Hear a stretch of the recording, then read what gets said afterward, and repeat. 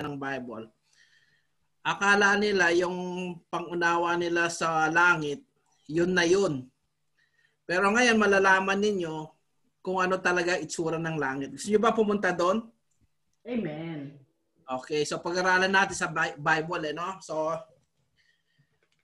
umpisa natin, maging attentive kayo. Meron kayong ballpen.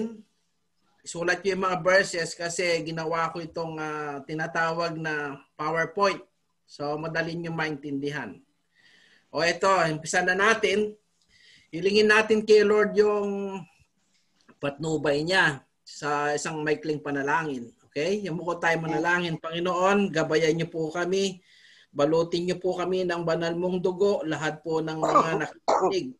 Lahat po ng mga magsusuri at mag-aaral ng iyong salita, Panginoon. At tinatalian po namin ng lahat ng gawa ng diablo na wala siyang pwedeng pigilan sa amin na unawain ang iyong mga salita, Panginoon. Ito pong aming samod dalangin in Jesus' name. Amen. So ito, pag kumuha kayo ng ballpen, mamaya, pag meron kayong mga tanong, pagkatapos, bibilisan ko lang ang turo kasi medyo mahaba-haba ng konti ito. Okay. Nakikita nyo ba sa sa screen? Okay. So ito. Okay. So nagtataka kayo bakit bagong langit at bagong lupa? Kasi sa Biblia, kung Biblia ang pagbabasihan natin, hindi naman nagtuturo ang Panginoon, ang Bible na langit ka lang pupunta pagkamatay mo. Okay? So tandaan natin, dalawa ang pupuntahan ng tao. Pag namatay siyang wala sa Panginoon, impyerno siya. Pero kapag namatay siya na nasa Panginoon, hindi lang siya pupunta ng langit. Meron kasi pangako ang Diyos na bagong langit at bagong lupa. O magtataka kayo ngayon, may bagong lupa? Di ba sa langit pa puro kaluluwa na lang? Hindi ho. Ang napaka-importanting dapat malaman natin, kaya tayo bubuhayin uli ng Panginoon. Ibigyan ng katawang hindi mamamatay kasi meron siyang pangakong bagong lupa.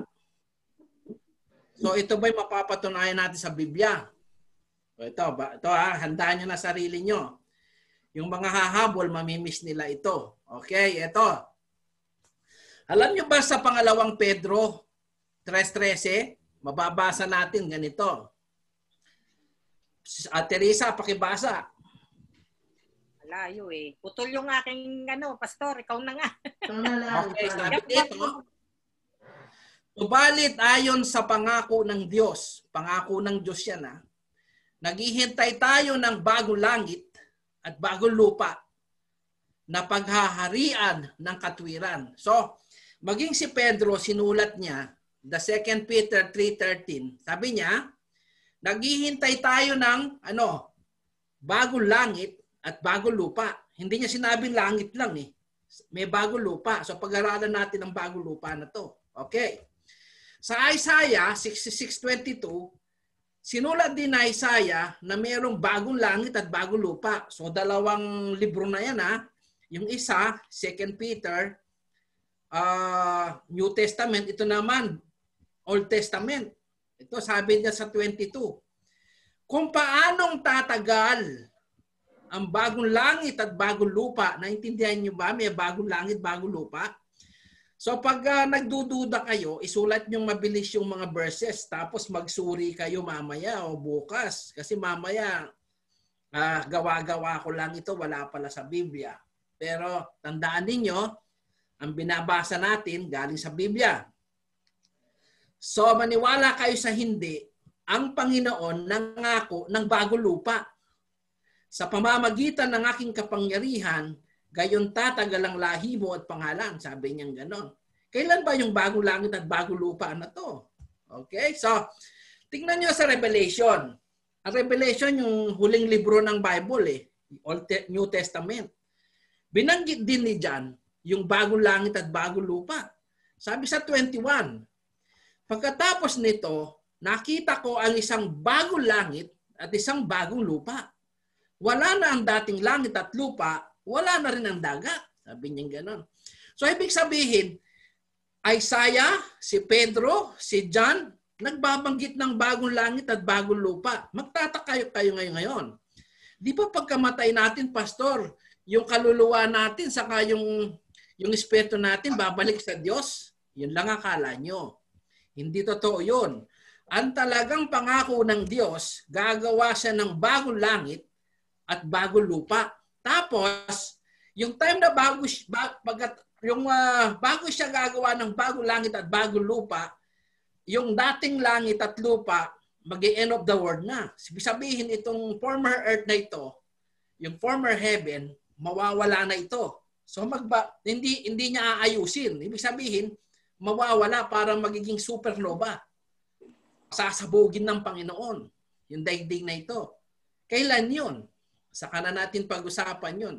Pero tandaan ninyo, sinasabi ng Biblia, 3 libro, si Isaiah, si Pedro, at sa pahayag, sinasabi, may pinapangako ang Diyos na magkakaroon ng bagong langit at bagong lupa. Siguro kayo nyo lang maririnig to o yung iba narinig na hindi lang sigurado. Ito pag-aaralan natin. Okay, itong panimula natin. Ito yung ating walang hanggang pag-asa. So, yung bagong langit at bagong lupa, kaya pinag-aaralan natin yan kasi ito yung walang hanggang pag-asa. Ano ba yung sabihin ng walang hanggang pag-asa? Hindi naman tayo mabubuhay lang dito sa lupa. Kasi ito, pansamantala lang. Nilaan lang ng Diyos, pag umabot ka ng 120 years old, mapalad ka. Ibig sabihin, magiging world record ka nun. Kasi yung mga abot ng 100 years, world record yun eh. Pero ngayon, pag umabot ka ng 80, parang long life ka na. Ngayon, pag na-COVID ka ng 50 years old, napakasaklap. Pero totoo po, yung talagang pangako ng Diyos sa atin, hindi lang tayo dapat mabuhay dito sa lupa, at talagang buhay natin doon sa bagong langit at bagong lupa. Yun ang forever. Kaya pa sa 1 Corinthians 15:58, ang sabi ni Pablo, kaya nga mga minamahal kong kapatid, magpakatatag kayo, huwag kayong matinag, sabi niya. Maging masipag kayo palagi sa paglilingkod sa Panginoon. Si Pablo sabi niya, huwag kang titigil sa pakikinig ng salita ng Diyos. Magkaroon ka ng maraming time sa paglilingkod. Hindi nyo ba alam na pag nakikinig kayo ng salita ng Diyos, naglilingkod na kayo? Ibig sabihin, inaalam nyo na ang kalooban niya. Dahil alam ninyong hindi masasayang ang inyong pagpapagal para sa Kanya. Alam nyo ba yung ginagawa nating Bible study ngayon? Paglilingkod yan sa Panginoon. Amen. Balang araw, pupunta kayo dito sa ating pag-aaralan. Pag namatay tayo, sigurado tayong pupunta ng langit. Bakit? Alam natin ang kanyang kalooban. Alam natin yung kanyang itinuturo. Ibig sabihin, hindi tayo ignorante. No? So, bago ka pupunta ng langit, paano ba namatay ka sa COVID ngayon? Tapos di mo alam sa kapupunta. Pero katulad nito, pagkatapos nito, anumang oras na kukunin tayo ng Panginoon, alam natin kung saan tayo pupunta. Alam natin ang itsura ng langit. Maraming tao ngayon hindi nila alam. Ang Bible nagtuturo ng maraming bagay, lalo na sa langit. Okay, next. Ito yung walang hanggang pangako ng Diyos. Ang Diyos nangangako siya na kapag ikaw ay namatay, pupunta ka sa buhay na walang hanggan. Saan yun? Sa bagong langit, bagong lupa. Sabi sa 1 John 2:25, at ito naman ang ipinangako sa atin ni Kristo, ang buhay na walang hanggan. Yung buhay na walang hanggan, nakala natin mabubuhay lang ng ating espiritu doon. Hindi po. Katulad ng katawan ni Kristo, nung binuhay siya muli ng Panginoon, binuhay niya ang kanyang sarili. Meron siyang katawan. Tayo rin, pag dumating si Jesus Christ, yung namatay nating katawan, ibabangon uli ni Jesus Christ yan. Bakit kailangan mo pang ibangon na mag-uli ng Panginoon? Di ka ba nagtataka bakit ka i-resurrect from the dead? Kasi meron siyang ipinangakong bago langit, bago lupa. Yun, forever din yun. Meron kang katawan, pero hindi ka tinatablan ng bala. Katulad ni Jesus Christ, nabuhay siya mag-uli, tumatagos sa dingding yan eh. Nawawala. Mawawala, lilitaw, mawawala, lilitaw. Kasi may buhay na walang hanggan siya. Yung katawan niya, nag-resurrect from the dead. Ito yung walang hanggang pangako ng Diyos. Ito rin na yung tahanan ng Diyos sa langit. Alam niyo ba yung bagong langit at bagong lupa, may bagong Jerusalem doon? At sabi sa Bible, ito yung tahanan ng Diyos. Basahin natin sa Pahayag 21 verse 3. Narinig ko ang isang malakas na tinig mula sa trono. Tignan ninyo, sabi ng anghel. Ang tahanan ng Diyos ay nasa piling na ng mga tao. Ibig sabihin pala, ang Diyos may tahanan din. Akala nyo ba ang Diyos naglutang-lutang lang sa langit? Hindi. Meron siyang tahanan. Yung tinatawag na bagong Jerusalem. Maninirahan siyang kasama nila at sila'y magiging bayan niya. Diyos mismo ang makakapiling nila at siya ang magiging Diyos nila. Tandaan ninyo, ang Diyos may tahanan. At yung mga pupunta doon sa tahanan ng Diyos, yung karapat-dapat lang, mga anak ng Diyos na tumanggap kay Jesus Christ bilang kanilang sariling Panginoon, tagapagligtas. Yan ang tandaan natin. Kaya tayo nagba-Bible study, ano mang mangyari, ang Panginoon, dadalhin tayo doon. Amen po ba? Amen. Amen. Amen. Next, ang tanong, ano ang makikita natin sa langit? Okay, meron pong tatlong langit, no? Unang langit, yan, yung ulap na yan. Yung 10,000 feet above the ground. Okay, 10,000 feet, mararanasan mo na yung ulap. Pag sumakay ka ng airplane, 30,000 feet, lalampasin mo yung ulap. Yun ang unang langit. Ang pangalawang langit, yung universe, yung galaxy, yung nakikita ng mga nakikita ng NASA sa outer space, yung ikalawang langit. Alam niyo bang merong ikatlong langit? Ang ikatlong langit, doon nakatira ang Diyos. Doon dinadala yung mga kaluluwa na nasa Kanya sa ikatlong langit. Okay, patunayan natin yung ikatlong langit. May nakasulat ba sa Bible sa na ikatlong langit? Ito.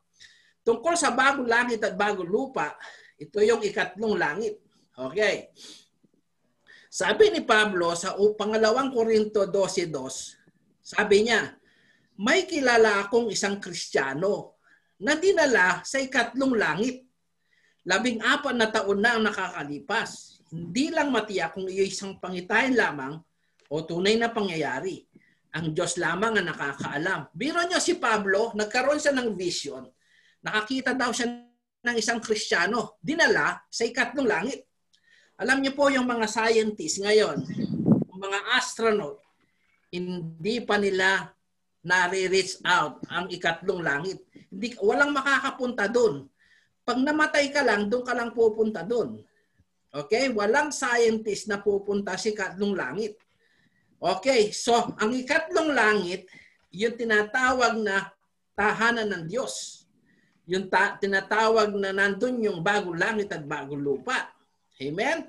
Amen. Next. Ito yun rin yung tinatawag na paradise o paraiso. Alam nyo ba yung isang ipinako sa krus na kasama ni Jesus Christ? Kasi may dalawang kasama si Jesus sa krus eh. Pinako yung kaliwa, pinako din yung sa kanan niya. Pero yung isa, nagsisi siya. Kasi yung isang pinako, minumura si Jesus, nilalait si Jesus. Sabi niya, oh Jesus, kung ikaw talaga ang Diyos, iligtas mo kami dito. Pero yung isa sabi nung isang ipinako sa krus, Jesus, alalahanin mo ako pag pumunta ka sa paraiso. Sabi ni Jesus sa 23, 43. At sinabi pa nito, Jesus, alalahanin mo ako kapag naghahari ka na, sabi nung isang nakapako sa krus. Alam niyo sabi ni Jesus, sinasabi ko sa iyo, isasama kita ngayon sa paraiso. Sabi niya gano'n.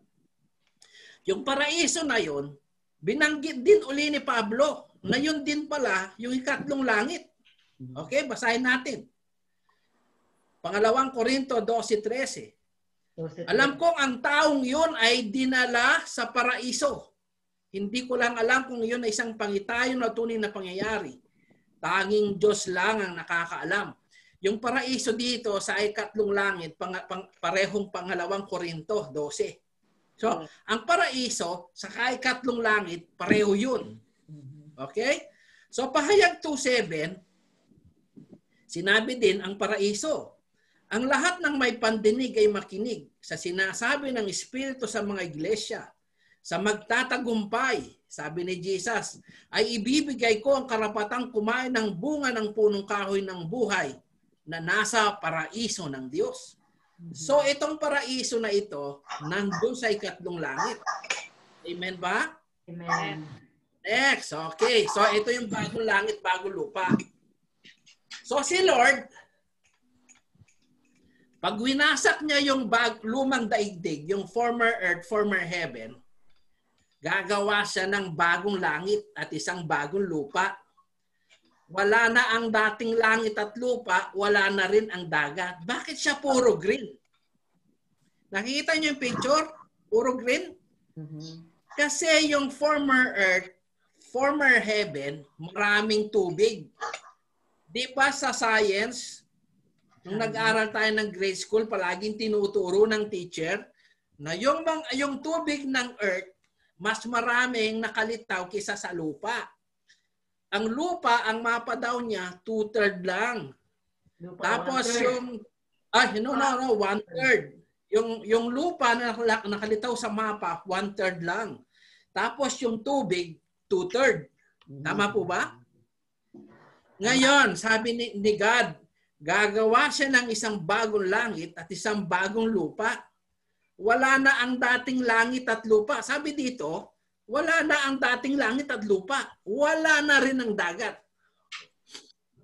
So, ibig sabihin, yung bagong langit at bagong lupa, puro siya lupa. Puro siya green. Nakita ninyo, di ba ang dating langit, itong lupa natin dito, medyo bluish kasi nga dahil sa dagat. Pero yung bagong langit at bagong lupa, puro green yun. Walang dagat kasi. Amen? Amen. Okay. Wala na rin daw gabi doon, wala na ring araw. Okay. Sabi sa Pahayag 22 verse 5, tandaan ninyo, yung bagong langit, bagong lupa, wala na raw araw doon, wala nang gabi. Pag wala nang araw, ibig sabihin, wala nang solar system. Alam mo naman natin, yung daigdig, umiikot sa sun. Yung mga planet, umiikot sa sun, tawag doon solar system. Pero doon, wala nang gabi. No? Hindi nagagabi. Okay, verse 5. Doon wala nang gabi. Kaya hindi na sila nangailangan pa ng mga ilawan o ng liwanag ng araw. Sapagkat ang Panginoong Diyos ang magiging liwanag nila at maghahari sila magpakailanman. Doon sa bagong langit at bagong lupa, wala nang araw. Alam niyo kung sino yung liwanag? Yung pinaka-araw nila? Si Jesus. Si Jesus naglalakad doon sa bagong langit at bagong lupa. Siya yung nagliliwanag na parang araw. Sino yung nagpapaliwanag doon sa bagong langit, bagong lupa? Okay, basahin natin sa Pahayag 21, 23, 25. Hindi na kailangan ng araw o ang buwan upang bigyan liwanag ang lungsod. Sapagkat ang kaluwalhatian ng Diyos ang nagbibigay liwanag doon. At ang kordero ang siyang ilawan. Sino bang kordero? Si Jesus. Sa liwanag nito, ilalakad ang lahat ng tao. Nakita ninyo? Makakalakad ang lahat ng tao sa bagong langit at bagong lupa kasi si Jesus nagliliwanag yan. At dadalhin doon ng mga hari sa lupa ang kanilang kayamanan. Hindi isasara ang mga pinto ng lungsod sa buong maghapon. Hindi nasasapit doon ang gabi. Gusto niya ba pumunta doon? Amen. Amen. Bakit wala ng araw o gabi? Kasi di na kayo matutulog siguro. Malamang di na rin kayo mapapagod. Hindi na rin kayo siguro magtatrabaho. Tama po ba? Amen. Amen. Okay, next. Wala na rin daw mga sinumpa ron. Sino ba yung mga sinumpa? Mga sinumpa doon, di ba? Sinumpa si Adan at si Eva, kaya nagkasakit tayo, kaya nagkakaroon tayo ng kamatayan, kaya nauubos tayo, kaya tayo nagkakaroon ng problema kasi nga dahil kay Adan at Eva, mga sinumpa. Okay? Doon po wala na daw sinumpa. Pahayag 22 verse 3. Wala roong makikitang anumang isinumpa ng Diyos. Makikita sa lungsod ang trono ng Diyos at ng kordero at sasambahin siya ng kanyang mga lingkod. makikita nyo doon si Jesus ng mukhaan. Amen? Amen. Sino gusto nitong makita si Jesus? Amen. Diba? Palagay ko makakapunta po tayo doon. Bakit? Kasi nakikinig tayo ng salita ng Diyos. Amen? Amen. Amen. Okay. Tapos po, meron pa. Hindi pa lang pala gagawa ang Diyos ng bagong langit at bagong lupa. Gumawa na rin pala siya ng bagong Jerusalem doon. Alam niyo po ba yung bagong Jerusalem? Hindi yung Jerusalem ngayon doon sa Israel. Ang bagong Jerusalem na ito, yung made of gold. So magkaiba yung bagong Jerusalem, magkaiba yung bagong langit at bagong lupa.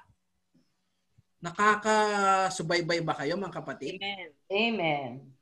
Interesado ba kayo? Amen. Amen. Okay, tuloy natin ha. Ay, akala ko langit lang. Akala ko parang ako si Dragon Ball Z. Parang lulutang-lutang lang ako sa langit, kapatid. Dapat maalaman natin, malawak ang Biblia, no? Sabi ni Lord, gagawa siya ng bagong langit at bagong lupa. Eh, meron pa palang bagong Jerusalem. Ang tanong natin, ano bang itsura ng bagong Jerusalem na ito? Ready na ba kayo? Amen. Amen. Ito yung bagong Jerusalem. Ang bagong Jerusalem, yung tahanan ng Diyos, tinatawag na banal na lungsod. Alam niyo naman sa mga lugar, may mga city yan, no? Like yung Manila, ay like yung Pilipinas, may maraming city yan eh. May Angeles City, may Cebu City, may Davao City. Alam niyo ba yung bagong langit at bagong lupa, may city rin? Amen. Yung city na ito ang tawag Holy City o banal na lungsod. Bumababa mula sa langit. God-made city of gold and precious stones. Itong city na ito, yung tinatawag na hindi siya man-made. God-made ito. Ang gumawa nito, siguro mga anghel. Puro ginto ito. Puro precious stones. Yung daan, puro ginto yan. Okay? So, bababa yun, papatong dun sa bagong langit at bagong lupa. Mhm. Paano natin malalaman? Basahin natin Pahayag 21 verse 2. Ang nakita ko ang banal na lungsod, yung Holy City, ang bagong Jerusalem na bumababa mula sa langit buhat sa Diyos, gaya ng isang babaeng ikakasal. Siya'y nakabihis at nakahanda sa pagsalubong sa kanyang mapapangasawa. So yung banal na lungsod na ito, hindi bababa dito sa former earth, former heaven. Bababa siya doon sa bagong langit at bagong lupa. So huwag kayong mag-alala, may mga images ako. Ano? Ganito daw ang itsura ng bagong Jerusalem. Mhm. Made of para siyang kristal. Pero sa totoo lang, gold yan eh. Puro gold yan. Square siya. Paano natin malalaman na ito yung talaga yung itsura? Mababasa natin sa Biblia. Ready na ba kayo? Amen. Amen. So, sabi sa B, nagliliwanag ito sa kaluwalhatian ng Diyos. So, makikita nyo sa picture, yung bagong langit, bagong lupa, tapos yung bagong Jerusalem, bababa, papatong doon sa taas. Sabi niya, nagliliwanag ito sa kaluwalhatian ng Diyos. Kumikislap na parang batong hiyas, gaya ng hasper at sinlinaw ng kristal. Nakita niyo ba yung picture? So, Yung madali maliit. yung pamunawaan ngayon. Bakit yung earth dito parang walang dagat eh, no? Puro green. Amen. So, next. Alam niyo ba, yung bagong Jerusalem ay merong 12 gates at merong isang anghel sa bawat pinto. Ano bang simbolo ng 12 gates? Kasi yung 12 gates na ito, may kaugnayan yan sa 12 apostol, saka 12 lipi ng Israel. Kaya nga pinili ni Jesus yung 12 apostles kasi maghahari sila sa 12 lipi ng Israel. Tapos yung made of gold na Holy City, nakalagay doon yung mga pangalan ng 12 tribes at yung pangalan ng mga 12 apostol. Kaya mapalad yung mga apostol. kasi maghahari sila sa 12 lipi ng Israel. Pero bago yun, pag-aralan muna natin, ano bang itsura ng bagong Jerusalem? Meron siyang 12 gates. 3 sa bawat side. So, sabi niya, basahin natin. Perlas ang 12 pinto. Yung 12 na pinto, made of pearl. Ano niyo ba yung pearl? Perlas. Bawat pinto ay yari sa isang perlas. Purong ginto ang lansangan. Nakita ninyo? Dito, bibili ka lang maliit na ginto, 1,000 na. Doon, hindi ka muna mapulot ang ginto. Kasi wala ka na mapagbebentahan. Wala ka na mapapangsanglaan. Wala na magnanaka. Hindi ka na yun bibili. Amen? Amen. Amen. Kaya bibili, di mo kailangan ng pera dun. Okay. Purong ginto ang lansangan ng lungsod at kumikinang na parang kristal. So, merong anghel dun, no? Dun sa side dito. Okay? Ang bagong lungsod ay parang box, no? 3 gates on each side. Okay, next. Tapos, nakasulat ang mga pangalan ng 12 apostol sa mga pundasyon.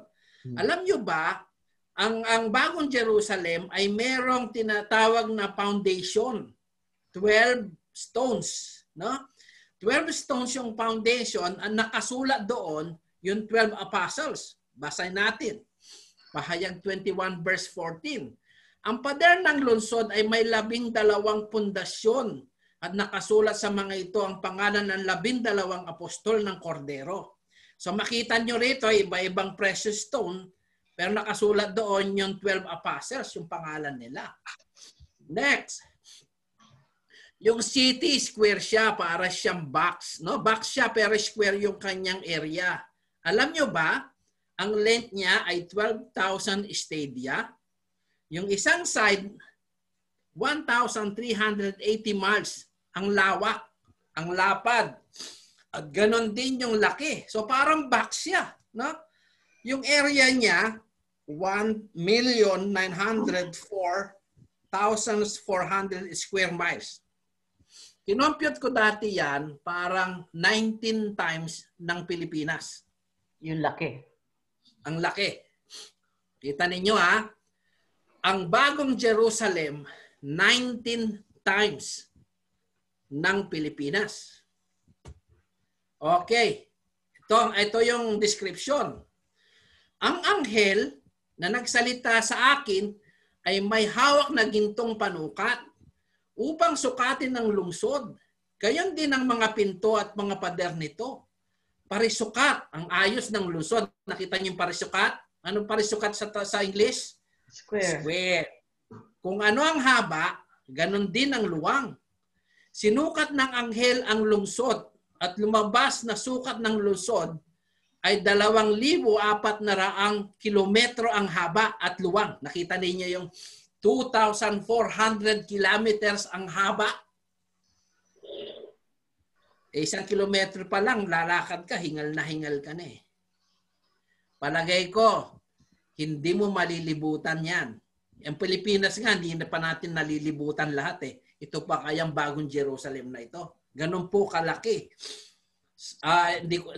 Ewan ko lang kung nagkamali ako kasi kinompute ko dati 19 times ng Pilipinas. Gayon din ang taas, sinukat din niya ang pader, 65 metro naman ang taas nito ayon sa panukat na dala ng anghel. So, lahat ng sinukat doon, puro gold yun. Amen? Sino bang gustong pumunta doon? Amen. Palakpakan natin ng Panginoon. Okay. So, ready na ba kayo? Next. Ito yung bagong Jerusalem. Kung ipapatong mo daw sa lumang earth, ganito siya kalaki.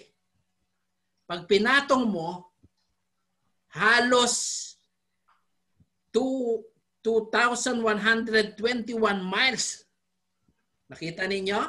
Ang earth pala, 8,000 miles in diameter. Pero yung bagong Jerusalem, 2,121 miles. No? Next. Nakasulat sa mga pinto ang 12 tribes of Israel. Basahin natin sa Pahayag 21:12. Ang pader nito'y makapal, mataas, at may 12 pinto. So meron siyang 12 gates. 3, 3, 3, 3. 3 times 4, 12. At sa bawat pinto ay may isang anghel. O sa bawat pinto may nakabantay na angel. Nakasulat sa mga pinto ang mga pangalan ng 12 lipi ng Israel. Isang pangalan, bawat pinto. Anong ibig sabihin nun? Kasi yung mga apostol, maghahari sila, sabi nga ni Jesus sa mga apostles, kayo ay nakalaang maghari sa 12 lipi ng Israel. So ibig sabihin, ang foundation ng Christianity, mga apostles, tapos maghahari sila sa 12 tribes. Kaya mahilig ang Diyos sa 12 kasi yun ito talaga ang dahilan. Amen? Next. Ang lungsod ay puro ginto at mamahaling mga bato. Pahayag 21:18-20. Batong hasper ang pader. Ang lungsod ay lantay na gintong kumikinang na parang kristal. Ang saligan ng pader ay puno ng lahat ng uri ng mamahaling bato. So sabihin nyo na lahat ng mga precious stone. Jasper ang una, sapiro ay kaliwa, kalsedonia ay katlo, esmeralda ay kaapat, onysia ay kalima, cornalina ay kaanim, krisolito ay ikapito, berilo ay kawalo, topas, ikasyam, krisopraso ay kasampu, hasinto, ikalabing isa, amatista ay 12. So, meron ding 12 na precious stones. Okay? Ang alam ko lang doon ginto. Kasi, okay? Next. Doon sa bagong Jerusalem na made of gold, na box, na square, ang area, nandun pala yung tubig ng buhay. Nandun din yung puno ng buhay na nagbibigay buhay. Pag kumain ka nun, hindi ka na mamamatay. Basahin natin. Ipinakita rin sa akin ng anghel ang ilog ng tubig na nagbibigay buhay. Doon pala sa gitna ng bagong Jerusalem na made of gold, hindi natin pinag-uusapan dito yung bagong langit at bagong lupa. Iba yun. Ang bagong Jerusalem, sa gitna nun, merong ilog. Okay? Yung bagong langit, bagong lupa, walang dagat. Pero yung bagong Jerusalem na made of gold, merong tubig na nagbibigay buhay. Ang tubig nito ay sinlinaw ng kristal. Ay bumubukal mula sa trono ng Diyos. Alam niyo saan nanggagaling yung tubig? Doon sa trono ng Diyos at ng Kordero. At umaago sa gitna ng lansangan ng lungsod. Doon sa lungsod yan, hindi natin pinag-uusapan yung bagong langit, bagong lupa. Sa magkabilang panig ng ilog ay may punong kahoy na nagbibigay buhay. Doon pala doon sa gitna, kung saan may ilog, nandun yung tree of life. At ito'y namumunga ng 12 uri ng bunga. Isang uri sa bawat buwan. Nakapagpapagaling sa sakit ng mga tao ang mga dahon nito. Tatandaan ninyo, may puno doon. Kada month, nag-iiba-iba ang bunga.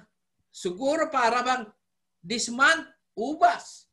Next month, mansanas. Next month, banana.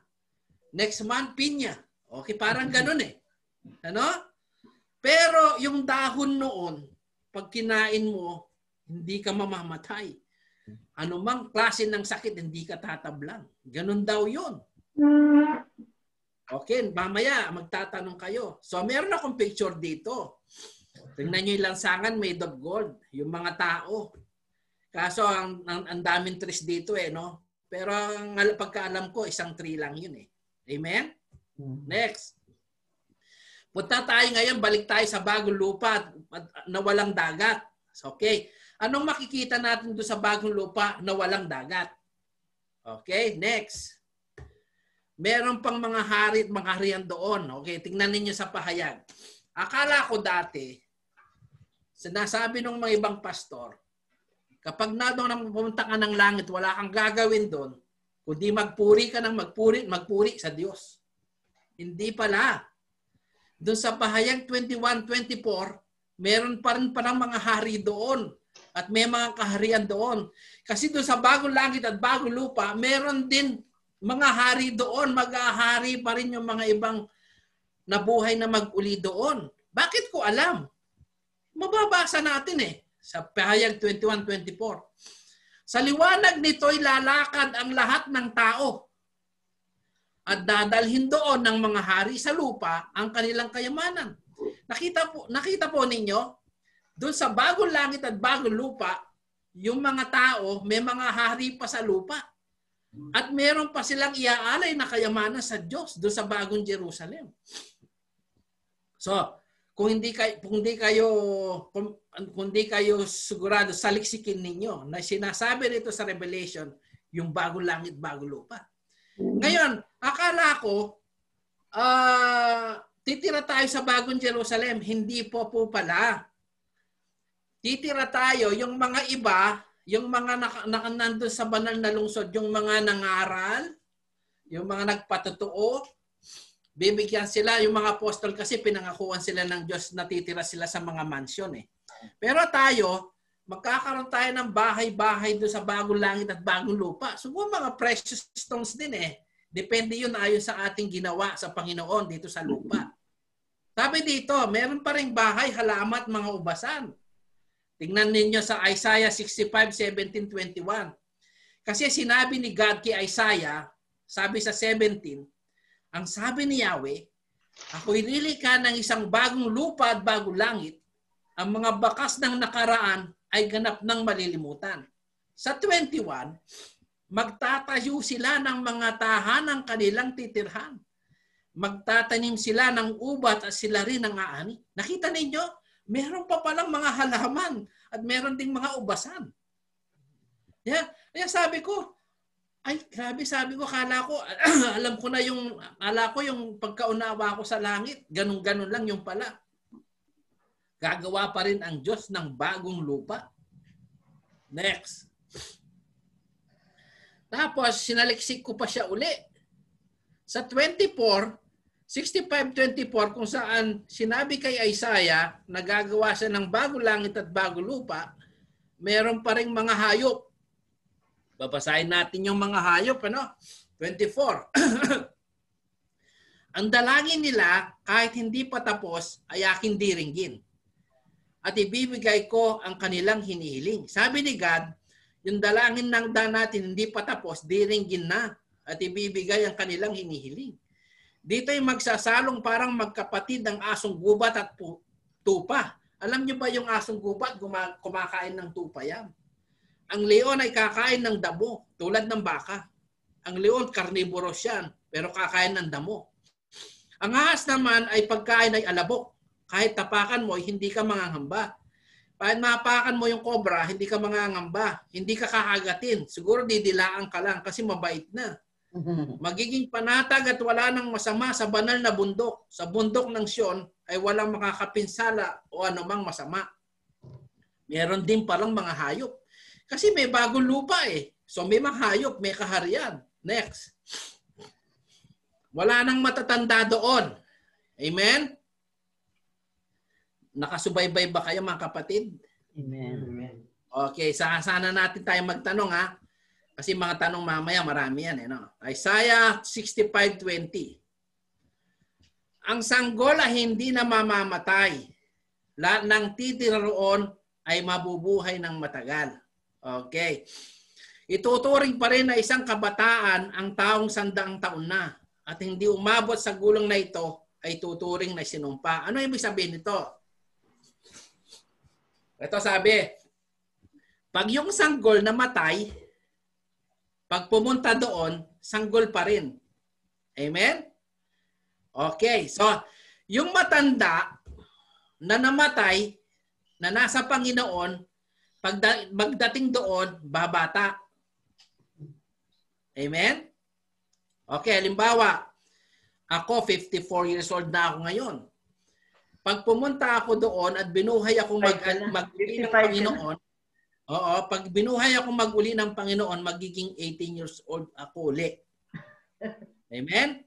So yung mga may edad na ngayon at talagang umaasa sa buhay na walang hanggan, pagdating nyo doon sa bagong langit at bagong lupa, babalik kayo sa kabataan. Amen?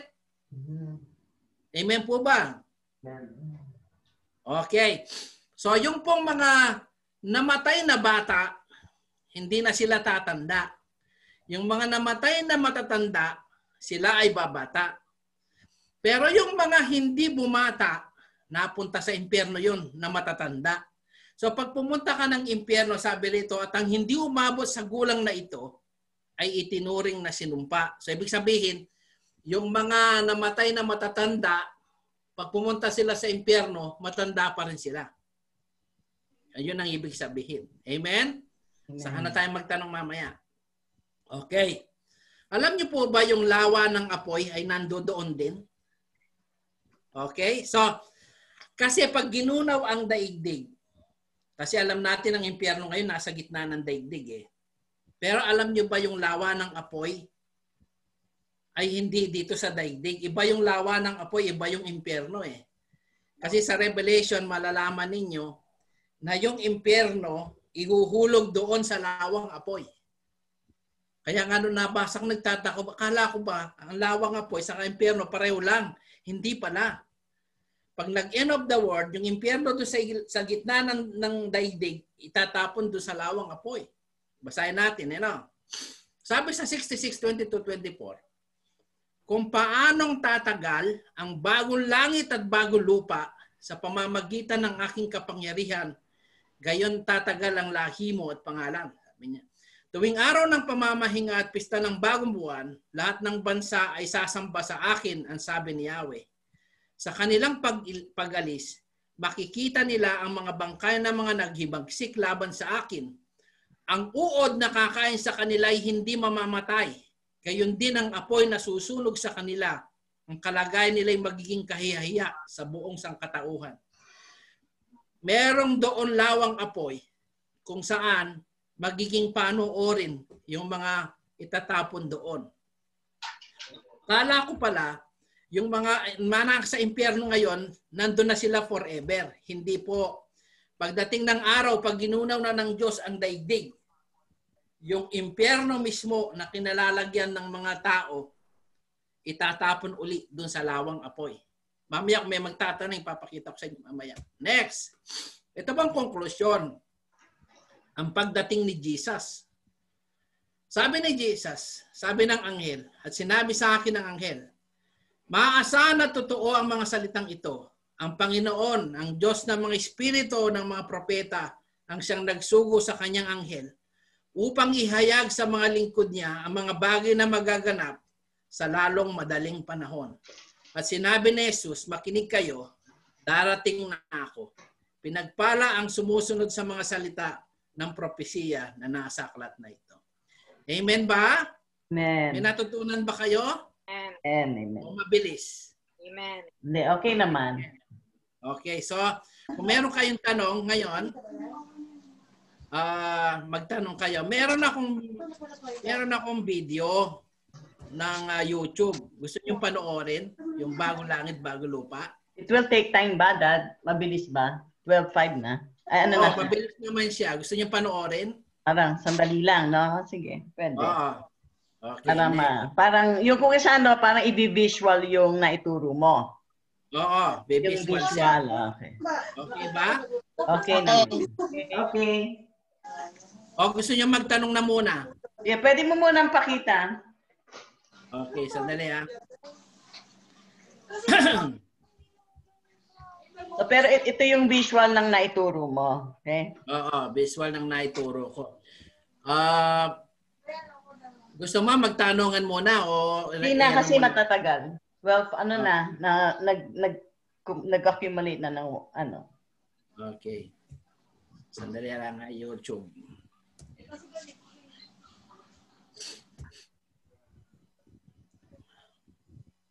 Para lang na mas maunawaan nila yung naituro mo. Kasi at least pag nakikita ng mata, mas madali nila maunawaan. Okay, sandali lang. Yeah.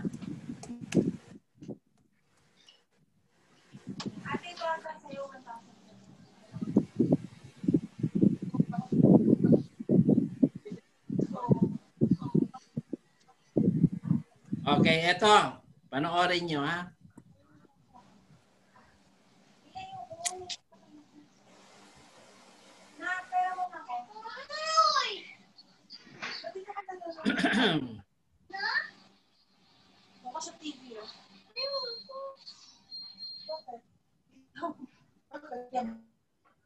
Okay na?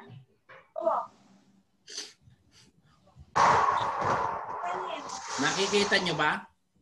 Tapay. Wala pa. Wala nga. Tanong na lang. Magtanong na lang. O, dapat. Wala lang. Habang ginagawa. O, sige. O, sige. Kung Ayan sino pala si Kuya magtatanong Ronnie dyan, pala. O, si Kuya Ronnie, nandyan siya. Ako, magtatanong din ako. Magtatanong. Sige. May Kung sino tanong daw. magtatanong, magtanong na lang muna. Magtatanong din ako. Oh, sige. Yan, maganda yan. Maganda. Tanong ko lang, Pastor. Totoo Oh. ba yung ano? Kasi tinatanong din ng mga anak ko. Pagkalimbawang namatay ako, nakarating ako ng langit, hindi na raw kami makakilala na asawa ko? Hindi totoo yun. Magkakilala kayo.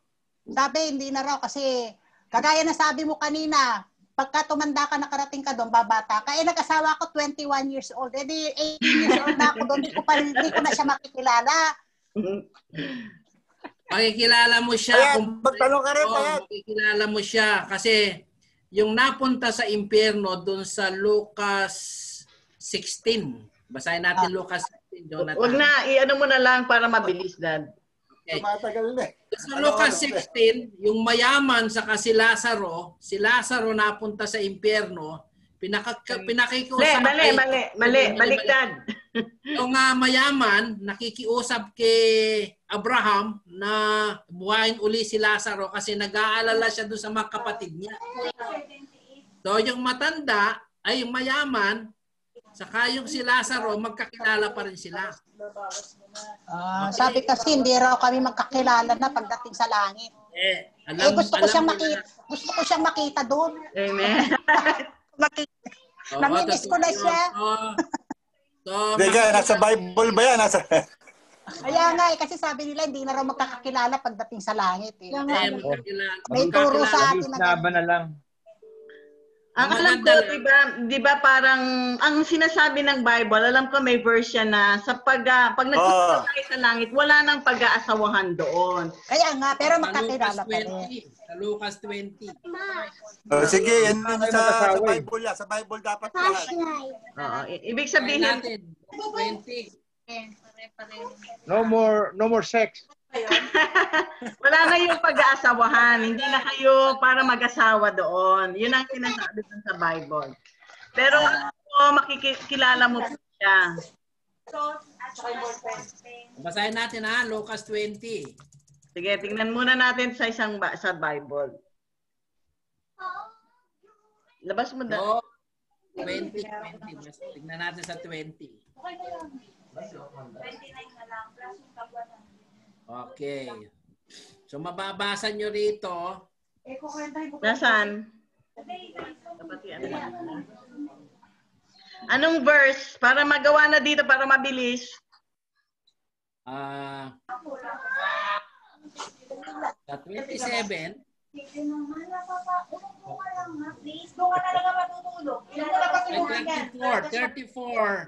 34 to 36, Jonathan. Nang anong chapter? Luke. 20. 34 to 36. 34 to 36. Para mabilis lang nasasagot yung mga tanong. Yeah. So, Kuya Nonoy, yung magkasama kayo doon, tama ka. Wala nang sex doon. Basahin natin, Sumagot si Jesus, sa buhay na ito, ang mga lalaki at mga babae ay nag-aasawa. Ngunit ang mga lalaki at babaeng karapat-dapat na mapasama sa muling pagkabuhay ay hindi na mag-aasawa. Hindi na rin sila mamamatay sapagkat matutulad sila sa mga anghel. Sila yung mga anak ng Diyos dahil sila ay napabilang sa muling binuhay. Amen ba? Amen. Amen. Okay. Ano pa? Ano pang question? Si Ate Selly, pag nakita niya yung karibal niya ron, hindi na rin aawayin. Yayakapin mo na lang, Ate Bakit Selly. wala nang galit doon eh. Mawawala na lahat yung galit doon. Tsaka